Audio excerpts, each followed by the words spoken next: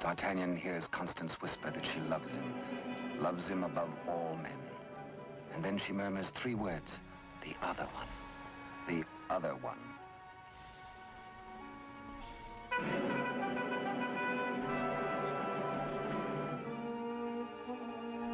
D'Artagnan strains to hear the faint pulse of her words, but Constance dies. The Musketeers take Milady de Winter to her punishment.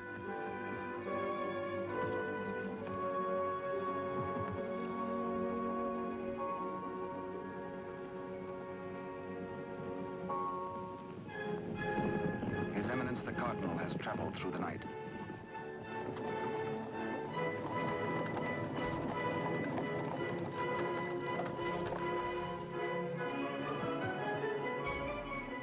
He hears the dreadful news from the Mother Superior.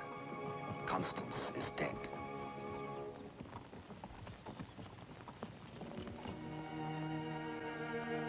Faithful, loyal Constance.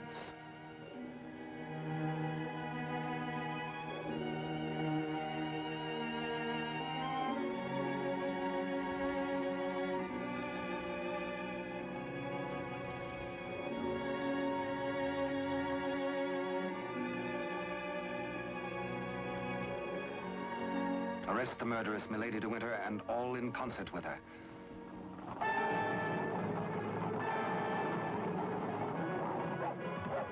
The 3 Musketeers, Athos, Porthos, and Aramis, enraged, take the law into their own hands and deliver the murderess to the public executioner and order her death.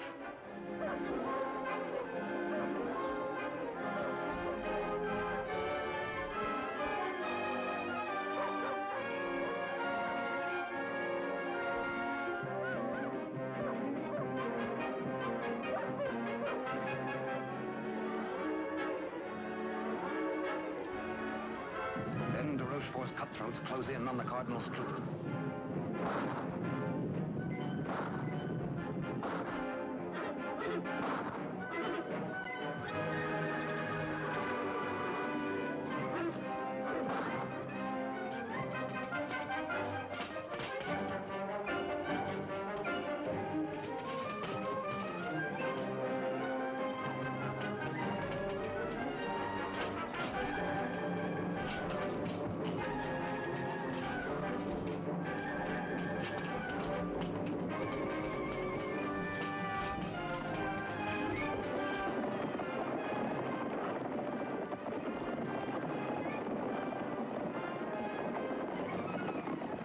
Some distance away, the Musketeers are captured by their deadliest rivals. The Cardinal's Guard formally arrest the Musketeers for continuing to take the law into their own hands. Disarmed, the Musketeers are set against the wall for execution.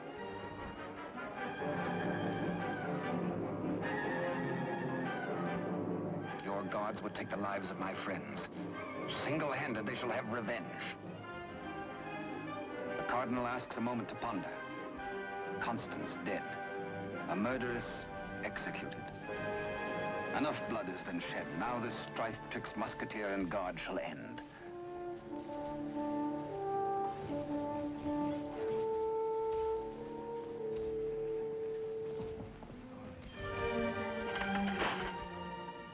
D'Artagnan's plea saves his friends, but there's to be a harsh penalty. Richelieu's plan concerns the state, and these continuing disputes between his Guard and the King's Musketeers. The 4 Musketeers must separate, never to come together again on pain of death. His judgment, oh, a sorry day. The Musketeers are banished, each to his own province, never to visit Paris again, nor set foot beyond the bounds of his own fields.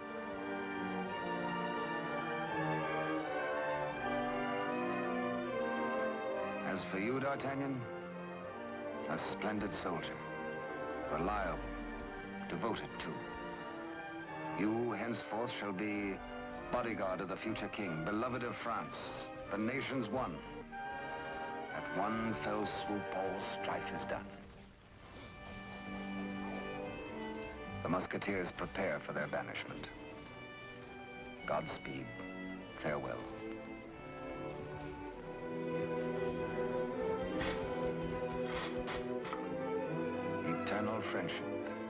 shall not pall. All for one, and one for all.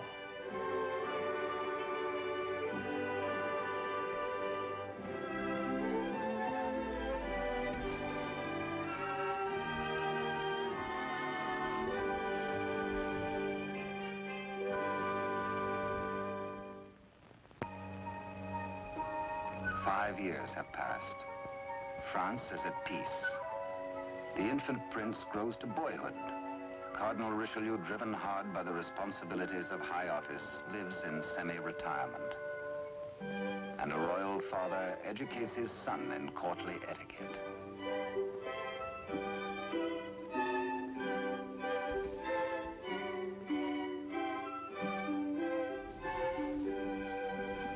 In failing health, His Eminence lives in hourly expectation of death, troubled by word that the second twin bears an identical likeness to the heir.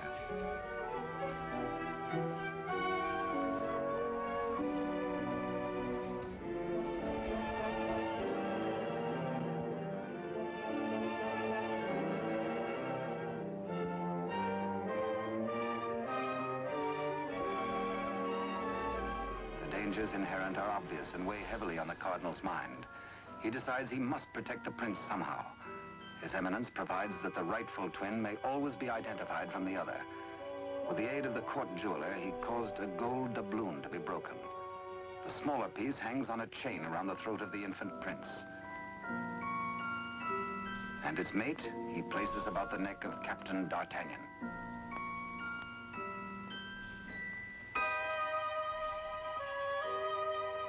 And so, by joining the pieces, the true heir to the throne of France and the prince's first guardian are known to one another for all time. He starts to say, "I hold a secret." But the chill hand is upon him. The life spring ebbs, and the great voice is silenced.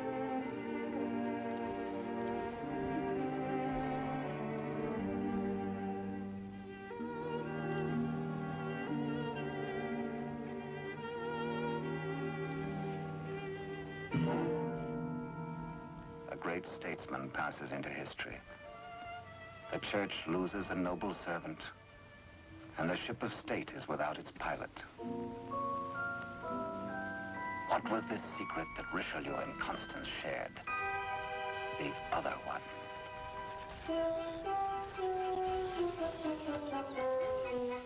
Across the Spanish border, the prince's twin brother is reared by servants of the late cardinal. The banished de Rochefort, living nearby, holds the twin under his very eye. He bides his time. He has only to wait patiently for the proper day.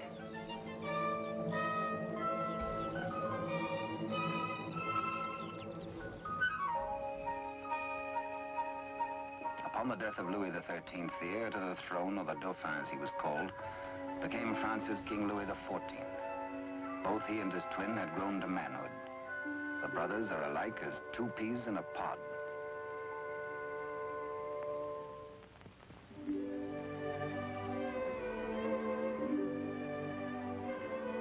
"20 years have passed and more since Richelieu bent his iron will to break the bonds that held us four. But Porthos, Athos, Aramis, I will ride once more. Once more we'll heed the clarion call of all for one and one for all."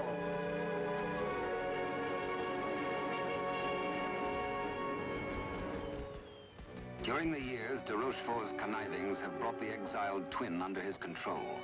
Secretly, they have returned to Paris.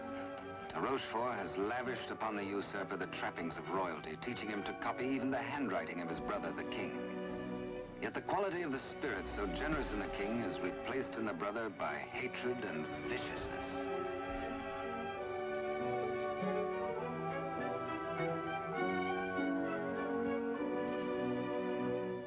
The king's valet, a de Rochefort spy, brings long-awaited news.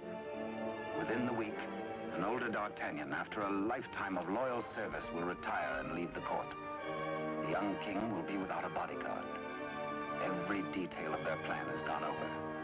The map, the sentries to overpower, the secret approach to the royal apartment, the signals.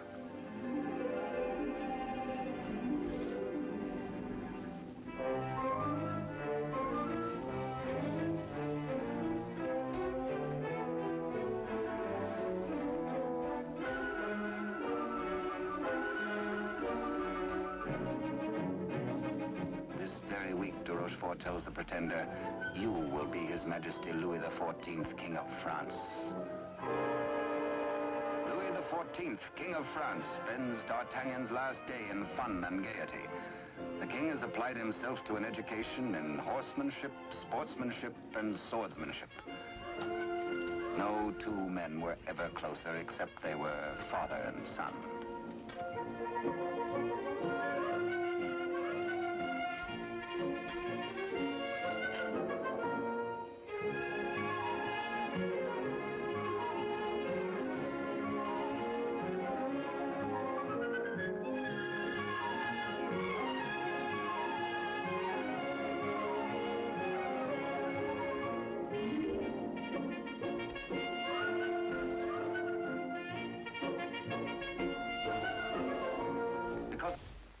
Hours early, D'Artagnan enters the royal bedchamber to bid the king goodbye. Tonight he feels happy. His service is done. His king is secure. The state is safe. But by some odd premonition, the coins are matched on this final night of parting.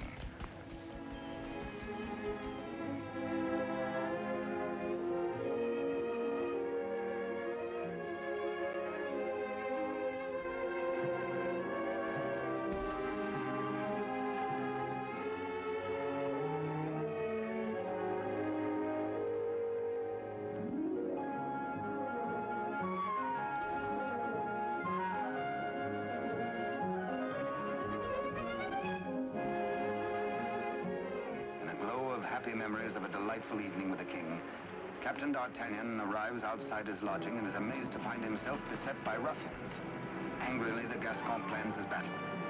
First, he deals with the dagger-man decoy, sticks him with his own blade, throws the man's cape to the edge of an open sewer, places his own cape over the decoy's body and fires his own pistol. Hey, up! On to the balcony.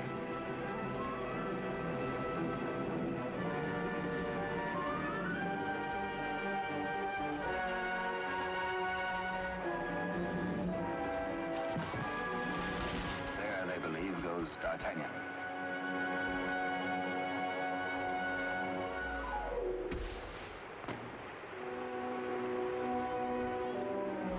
A thoughtful D'Artagnan returns to his lodging. For a peaceful man to be waylaid on a city street is something new. He had spent the evening with his king. He reflects. Has the palace discipline been slackening too? Sentries were not where they should have been. His soldierly heart is disturbed for the safety of his king.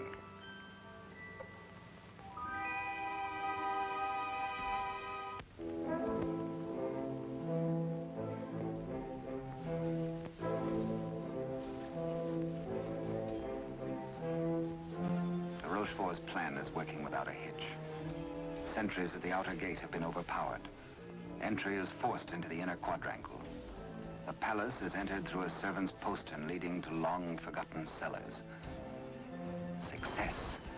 No sound, no word, no warning.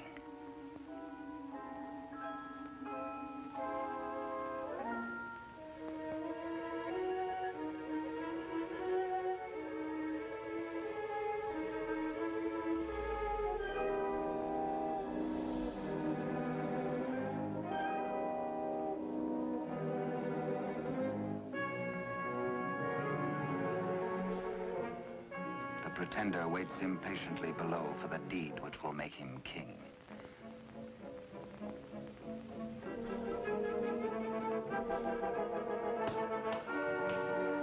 In the anteroom to the king's bedchamber, de Rochefort's maggot awaits his master's signal, ready for the final treachery.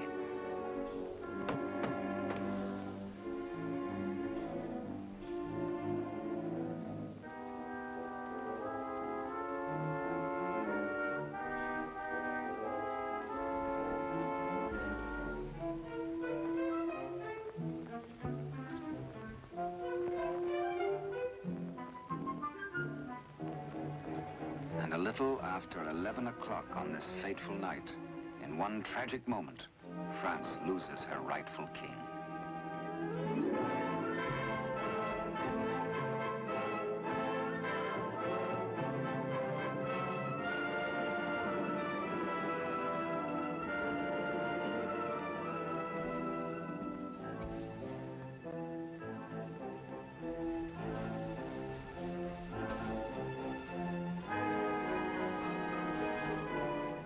Bewildered, uncertain if he dreams or not, King Louis XIV, surrounded by strangers, looks unbelievingly at a venomously mirrored likeness of himself.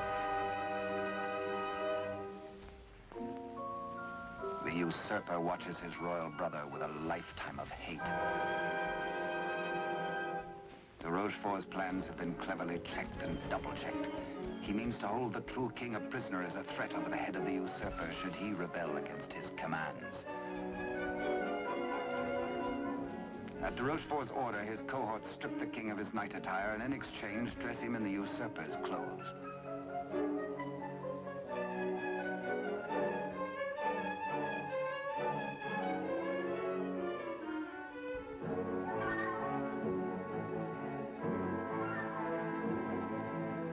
Into the palace cellars, a messenger reports breathlessly.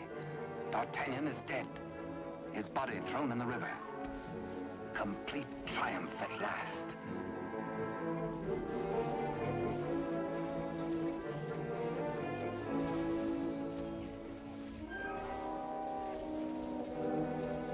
An iron mask, an invention of the devil. An iron mask, a prison within a prison, is placed over the head of the rightful King Louis XIV and locked at the neck, his countenance concealed from all men.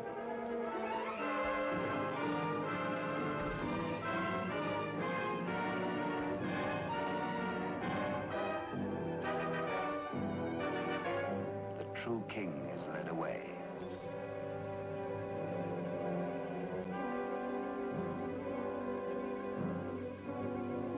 In the quiet of the royal apartments, the true king's bed is occupied by the usurper. Trusted servitors have been spirited away. The twins' lackeys have replaced them.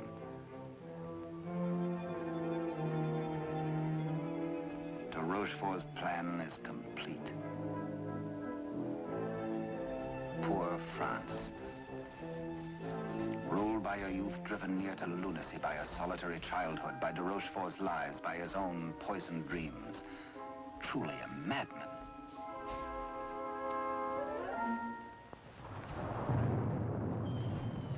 Suffering in human life is proportioned to human strength. When the young king, stupefied and crushed, found himself led a prisoner to a cell in the Chateau Sainte-Marguerite in the south of France, he fancied at first that death is like sleep and has its dreams. He believed himself to be a spectator, a palpable phantom of his own suffering. A torture the more terrible since it might be eternal. Eternal death. How can I have died? I am a king, yet not a king, enthroned upon a funereal couch. No. No, dear God, do not punish me who have done nothing. Why am I thus punished? Like a cloak, the chill of the dungeon falls upon his shoulders. So dwells the real Louis XIV in the living hell to remain thus the rest of his days.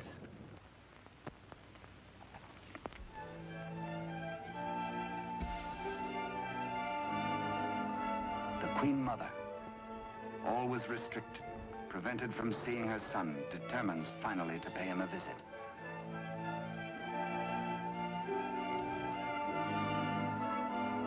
In place of the affectionate and courtly Louis XIV, to her horror, she finds herself repulsed.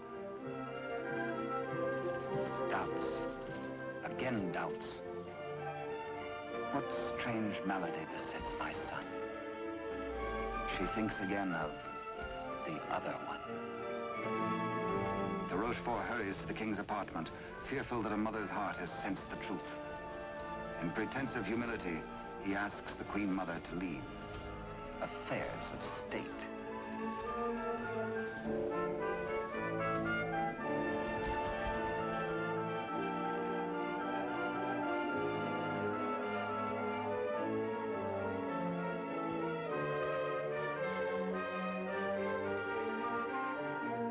De Rochefort is determined. This shall not happen again, and whispers death.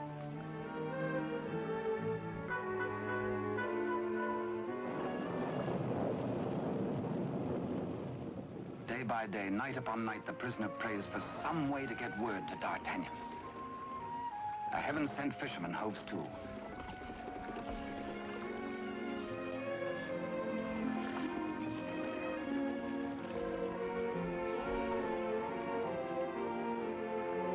He finishes scratching a message into pewter.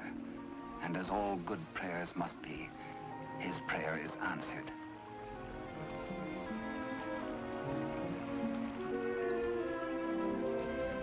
Millers and mackerel are running. And then a catch, apparently from heaven.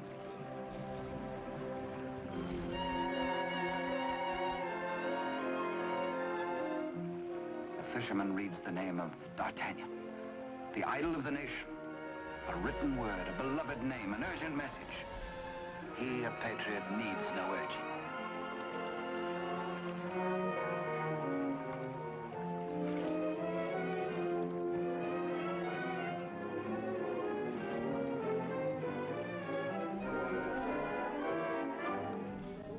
Paris goes about its daily affairs, unaware that its rightful king languishes in prison and the Queen Mother herself faces death as the humble fisherman hastens to D'Artagnan's home. D'Artagnan stays on in Paris and to his hurt amazement continually finds himself barred from the court. Day by day, week by week, audience with the king has been refused him. The fisherman blurts his weird news. A story hard to believe. A lonely castle which D'Artagnan knows like the palm of his hand. A prisoner in an iron mask behind its bars. But the signature, an etching of a coin that fits his own exactly.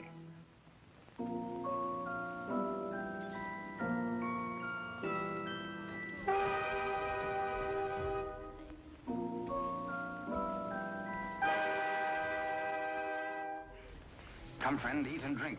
There is business at last for me at the palace.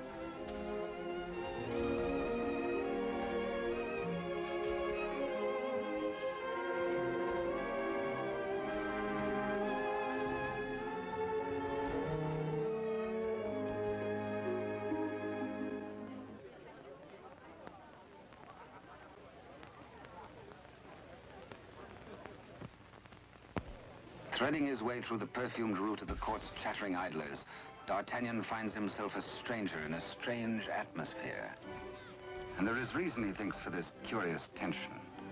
De Rochefort and the king. This cannot be the boy I helped nurture into manhood. This is not the face of my king. Those are not his hands that risked neither parried steel nor engaged a point. What's been happening at court? De Rochefort's back in favor, a disgraced exile once more sporting about the throne room in the king's presence. D'Artagnan is amazed and shocked. But a further shock is in store. A chain and coin is passed to de Rochefort. If he can believe his eyes, in all the years he served the king, they never left his royal person. He overhears a snatch of conversation. The other one. And suddenly he hears the dying voice of Constance. The other one. The other one.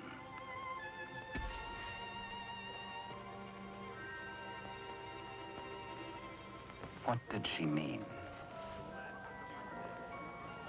A message signed by the royal coin. A king, not a king. And a court alive with known traitors. D'Artagnan smells a rat. But a rat has seen him and gives warning. The palace guards are alerted. And all exits barred.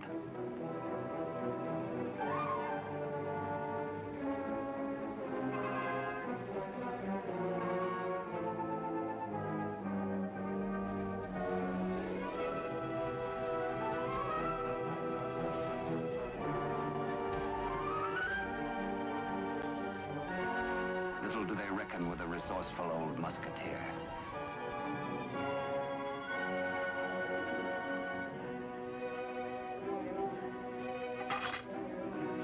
D'Artagnan orders a king's loyal troop to be hurried to meet him at the Chateau Sainte-Marguerite. Couriers are to be dispatched to his old friends, the three musketeers, Athos, Porthos, and Aramis. To arms, musketeers! Your king has need of you. One for all, and all for one.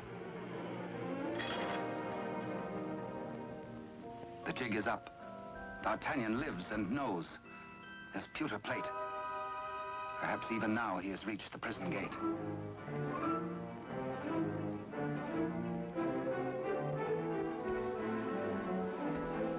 De Rochefort cannot believe his future lies in a common plate.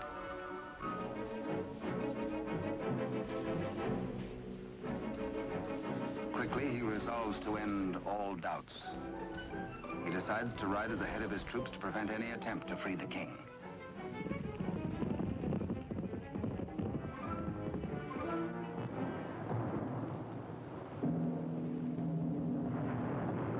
The puzzled D'Artagnan has reached the Chateau Sainte Marguerite, certain that his comrades will join him. Under cover of the raging storm, he rows to the grotto beneath the castle. Many a time as a young officer, he had patrolled this grotto passage. It led, he knew, to the arsenal. Beyond that, the armory. Then the main hall and staircase to the tower itself. Up there is the man in the iron mask, the writer of the message.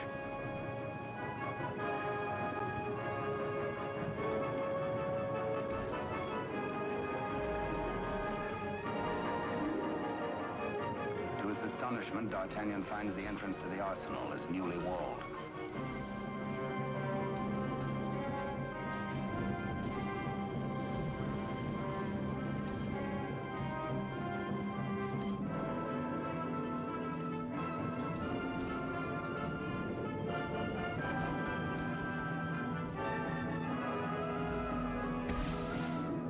The old warhorse is prepared to hazard it alone if necessary.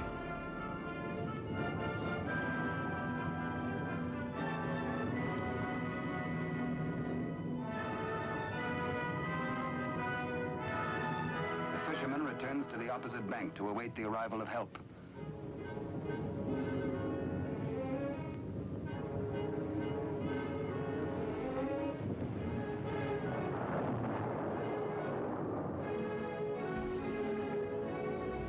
Athos, a few years older, a little more grizzled, the same brave companion as of old, ready and willing for any gambit.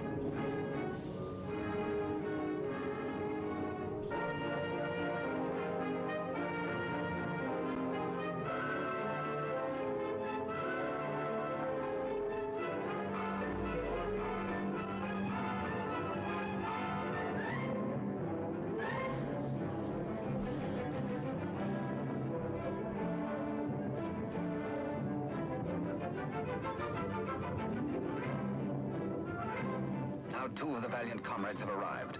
No time to wait for old Porthos, no time for explanations. There's a job to be done. Forward!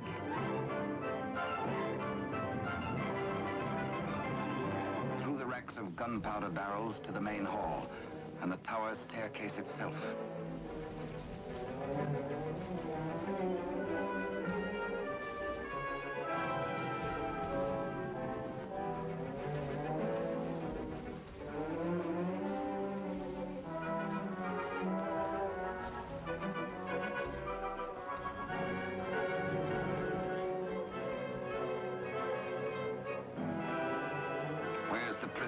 Before your gullet tastes this edge, you bloated villain.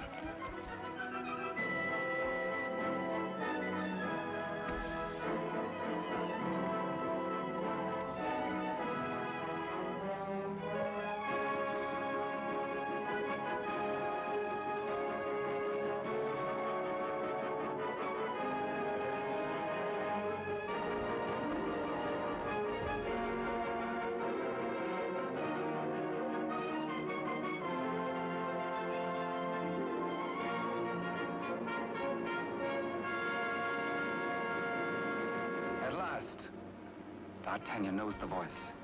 It is his true and rightful king, Louis XIV, King of France. The castle guards.